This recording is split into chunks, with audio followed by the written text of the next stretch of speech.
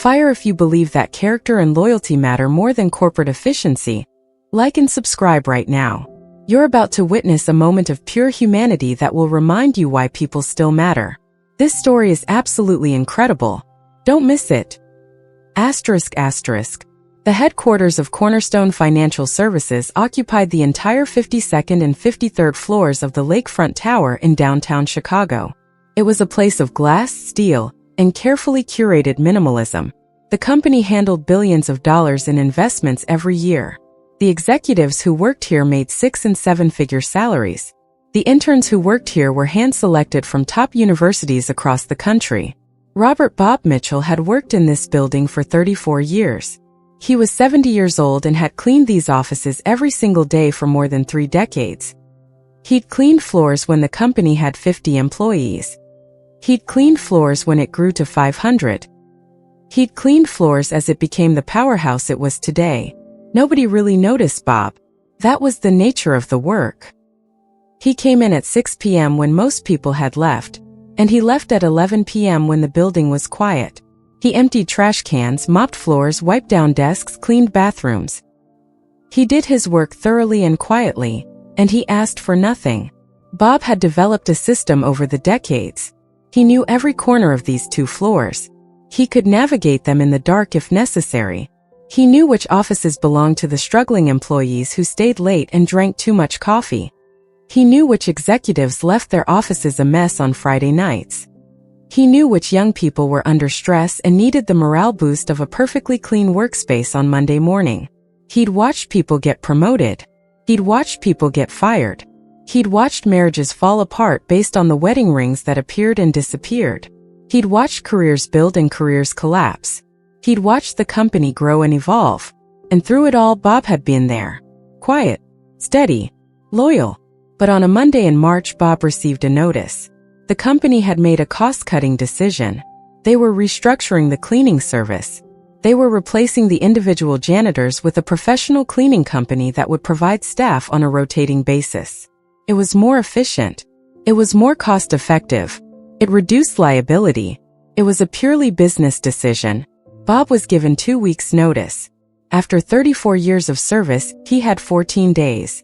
The official reason given was that this was a business optimization. The reality was that Bob, at 70 years old, was expensive. He had seniority. He had benefits. He was paid more than a minimum wage contract worker would be. From a purely financial perspective, his replacement made sense. The company offered him a severance package, 2 months' salary, which was generous enough. But it didn't change the reality. Bob was being replaced because he'd become too expensive to keep. Nobody at Cornerstone Financial really thought much about it. These kinds of decisions happened all the time. People were replaced with younger workers or outsourced to cheaper contractors. That was business. That was how the world worked. Bob accepted his fate with the grace of someone who'd learned not to fight the inevitable. He thanked his supervisor. He accepted the severance. He planned to spend his final 2 weeks finishing his work carefully, training the new contractor staff, and then moving on to whatever the next chapter of his life would be. But Bob had other plans too. Plans that nobody at Cornerstone Financial knew about. For the last 14 days of his employment, Bob arrived at work each evening as usual. He cleaned as usual. He did his job with the same precision and care he'd always brought to it. But after he finished his regular duties, after the building had gone quiet, Bob stayed late. He worked alone in the empty offices, moving silently through the hallways, working on something that consumed his evenings for 2 weeks straight. Bob spent hours in the offices of the executives who'd never acknowledged him. He spent time in the cubicles of the employees who'd always been polite to him. He went through the building systematically, floor by floor, office by office, doing something that took enormous time and effort. He left small notes. Hundreds of them. One on every desk. One in every drawer. One in every visible place throughout both floors. Each note was handwritten, in careful script that showed the care he'd put into every single one. For the executives. Mr. Pemberton, I've watched you come to work early and leave late for 8 years. I've seen you carry the weight of this company on your shoulders. I want you to know that your dedication matters. You've built something real here. Don't lose sight of why you do what you do. Bob. For the young woman in marketing who always seemed stressed. Sarah, you have no idea how talented you are. The work you do matters more than you know. Keep pushing. Keep believing in yourself. You're going to do remarkable things. Bob. For the man in accounting who Bob had seen crying in his office. Sometimes life is hard. That's not a reflection of who you are or what you're capable of. You're stronger than you know. Keep going. Bob. On and on they went. Hundreds of notes. Personal. Specific. Thoughtful. Each one written by hand, each one reflecting something Bob had noticed about that person over his years of work. But the notes weren't just general encouragement. Bob included specific observations. He referenced things people had said. He noted achievements he'd heard about through the grapevine. He showed that he'd been paying attention, that he'd cared, that he'd seen people. And in some cases he included practical advice. For a young engineer. James, I've heard you talk about starting your own business. Do it. I've watched you solve problems in this office that the company couldn't solve. You have the gift. The world needs what you have to offer. Don't wait. Life goes by faster than you think. Bob. For a receptionist who was studying to become a nurse.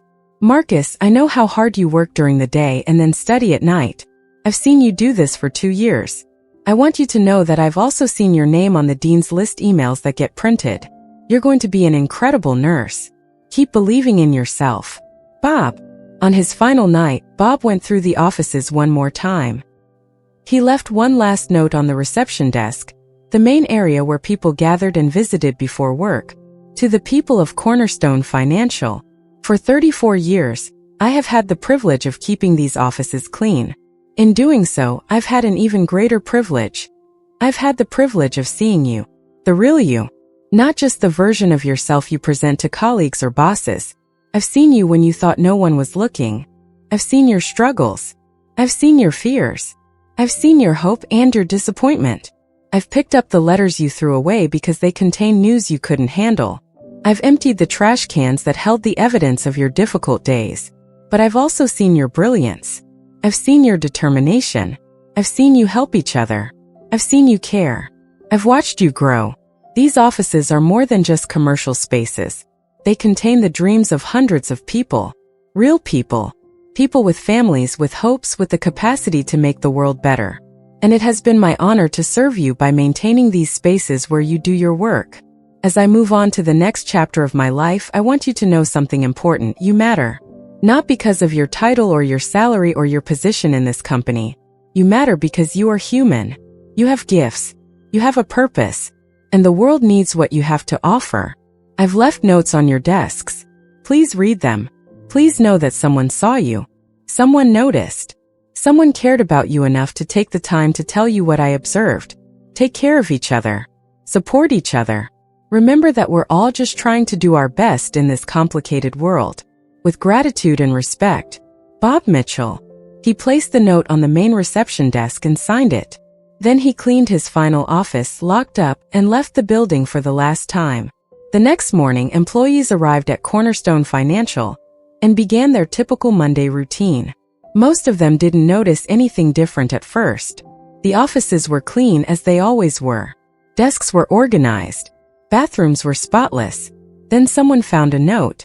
A vice president named Jennifer was setting her coffee down when she saw the handwritten note on her desk. She picked it up and read it. The message was about her. Jennifer, I've watched you mentor the younger women in your department for 5 years.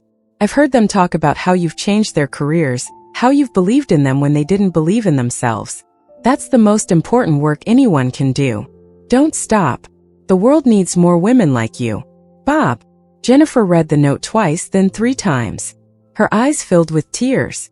She was moved by the words, but more than that, she was struck by the fact that someone had seen her. The janitor. The person she barely acknowledged. He had noticed her work. Her impact. Her purpose. She got up and looked around. Other people were finding notes too. The word spread. By mid-morning, there were dozens of people in the office talking about the notes, comparing them, reading them aloud, sharing them with colleagues. The CFO found a note about his leadership. An intern found a note encouraging her about her future.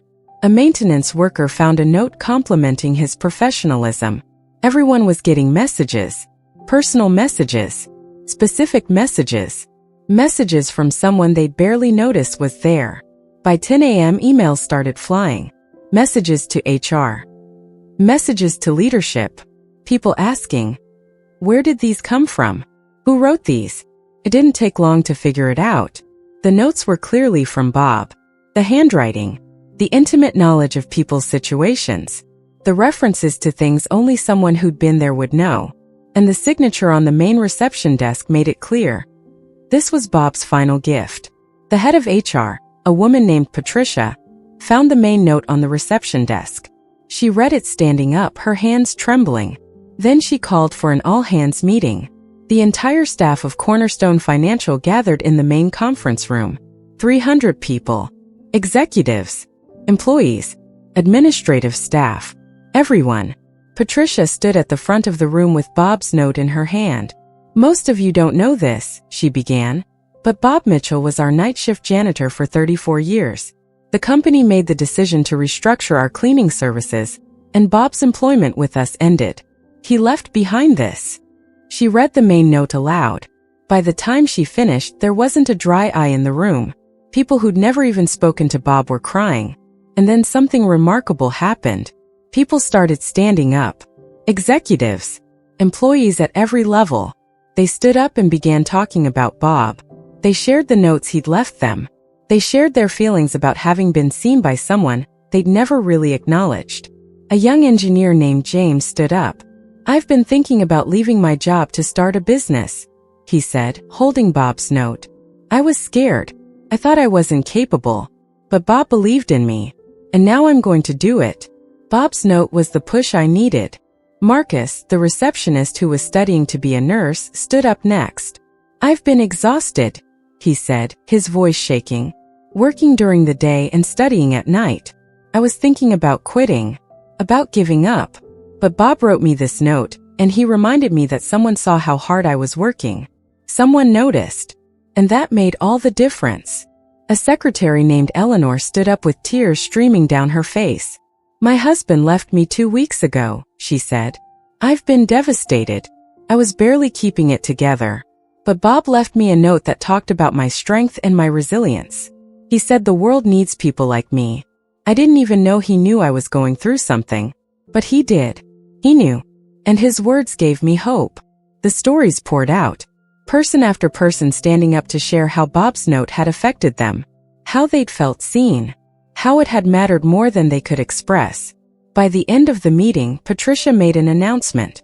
We need to find Bob, she said. We need to bring him back. Not as a janitor, but as someone important to this company. Someone who clearly has incredible insight into people. Someone whose observations matter. It took 2 days to find Bob. He'd left his forwarding address on his paperwork, and a representative from Cornerstone Financial drove to his modest home to find him. Bob was surprised to see them. He was preparing for what he thought would be a quiet retirement, easing into a simpler life after 34 years of work. When they explained that the company wanted him to come back, Bob was confused. For what? He asked. There's nothing for me to do. The company replaced me. Come to a meeting, they asked. Just come to a meeting at the company. So Bob went. When he walked into the conference room at Cornerstone Financial, he found the entire staff waiting. 300 people. All of them. They stood up as he entered. They gave him a standing ovation that lasted 5 minutes. Bob was overwhelmed. He'd never been the center of attention before. He was a man who worked quietly in the background. Suddenly he was being celebrated. The CEO, Thomas Richardson, stepped forward and shook Bob's hand firmly. Bob Mitchell, Thomas said. I want you to know that in my 20 years running this company, you may have taught me the most important lesson. You taught me what it means to really see people. You taught me what it means to care about the human beings around you, not just their productivity or their output. You taught me that the most valuable work isn't always the most visible work. Thomas turned to address the full room. This company has decided to create a new position, Director of People Operations, a position specifically designed to do what Bob has been doing informally for 34 years. see people, understand them, help them, support them. And we want to ask Bob to take this position. He turned back to Bob. With a salary that reflects your true value to this organization. Bob looked around at the faces of people he'd served for decades. He saw tears. He saw hope. He saw recognition. And he realized something. His work had mattered all along. He'd just never been acknowledged for it. Yes, Bob said simply. Yes, I'll do it. Over the next months, Bob's role evolved. He conducted one-on-one conversations with employees. He learned about their challenges and their dreams. He made recommendations to leadership about how to better support staff. He started a mentorship program. He helped create a culture where people felt genuinely seen and valued. And the change in the company was profound. Employee retention improved dramatically. Turnover decreased by 40%. People started caring more about their work, not because they were being pushed harder, but because they felt genuinely valued as human beings. The company's productivity increased. Profits improved. The stock price rose. And it all happened because they'd invested in treating people with genuine care and respect. On Bob's first day in his new position, he did something he'd never expected to do. He gave a talk to the entire company. He stood in front of everyone and shared his story. I've been cleaning these offices for 34 years, Bob began. And I want to tell you what I learned while doing it. I learned that you are not what your job title says you are. You are not what your paycheck reflects. You are full human beings. You are complex. You are worthy of being seen and valued. He paused, looking around the room. When I was told I was being replaced, I was sad. Not for myself. I was sad because I thought that after all those years, nobody knew me. Nobody saw me. I was invisible. But I realized something important. Even if the company couldn't see me, I had seen others. And I realized that I wanted to make sure that before I left, I let people know that I had been paying attention, that I had cared, that they mattered. He held up one of his notes. These notes weren't charity. They weren't pity. They were truth. They were me saying, I see you. I know your struggle. I know your worth. And I believe in you. Bob's voice grew stronger. That's what I want to do in this new role. I want to make sure that nobody in this company feels invisible, that everybody feels seen, that everybody knows that their work matters, not just because it impacts the bottom line, but because they matter as human beings. He looked directly at the CEO. And Mr. Richardson, I want to say something to you. This company made a business decision. From a purely financial standpoint, it made sense to replace me. But you changed your mind. You decided that there was something more important than efficiency. You decided that people matter more than cost-cutting. That takes character. That takes leadership. And I want to thank you for that. The room erupted in applause. But Bob wasn't done. I also want to say this, Bob continued. For anyone watching this who might be in a situation where they don't feel valued, where they feel invisible, where they feel like their work doesn't matter, I'm telling you something important. Your work matters. You matter. Even if nobody is acknowledging it right now, even if you feel invisible, your work is important. Your presence is important. Your life is important. He paused. Keep showing up. Keep doing your best. Keep being the kind of person who notices others, who cares about others, who treats people with respect. Because one day someone will notice. Someone will see you. And it will matter. The story of Bob Mitchell and Cornerstone Financial teaches us something profound about human worth and what it means to be seen. In a world obsessed with efficiency and productivity, we've started to believe that our value is determined by our job title, our salary, or our position in a hierarchy. We've started to see people as units of labor, replaceable, interchangeable, valuable only insofar as they serve the business.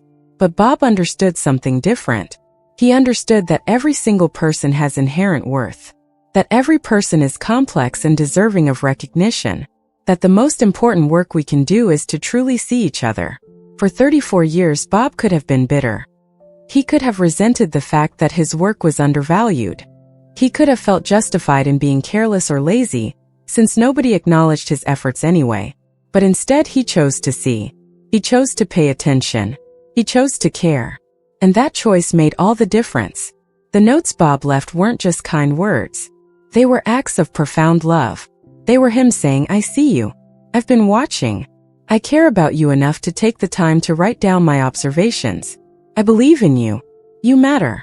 In a world where most of us move through our days feeling invisible, feeling like nobody really sees us, that kind of attention is almost revolutionary. It's rare. It's precious. It's exactly what we're all hungry for but rarely receive. But here's the thing. This isn't just about receiving that kind of recognition. It's about becoming the person who gives it. Bob teaches us that we all have the power to see people. We all have the ability to notice. We all can make someone feel valued and important through our observation and acknowledgement of their worth. The beauty of Bob's story is that it also teaches corporate leaders something critical. Investing in people pays dividends that go far beyond what simple efficiency calculations show. When people feel genuinely seen and valued, they perform better. They stay longer. They care more. They build stronger communities within the organization. But more than that, it creates a culture of humanity. It reminds people that they're working with other human beings, not just with colleagues or competitors. And that changes everything. It changes how people treat each other. It changes retention. It changes the quality of work. It changes whether people feel like they're just grinding through their days, or whether they feel like they're part of something meaningful. Bob's replacement would have cost the company money in the short term, but his continued employment, and his elevation to a position where he could multiply his impact, created value that extended far beyond what any efficiency metric could have predicted. This is the lesson: people matter. Not as abstract concepts, but as actual human beings with hopes and fears and dreams. And when we recognize that, when we act on that recognition, when we invest in truly seeing each other and supporting each other's dreams, everything changes. For anyone in a position of leadership, ask yourself right now whether your people feel truly seen. Do they know that you notice them? Do they know that you care about their development? Do they know that their work matters? If the answer is no, you're missing something critical. You're leaving value on the table. You're creating a culture where people are just trying to survive rather than thrive.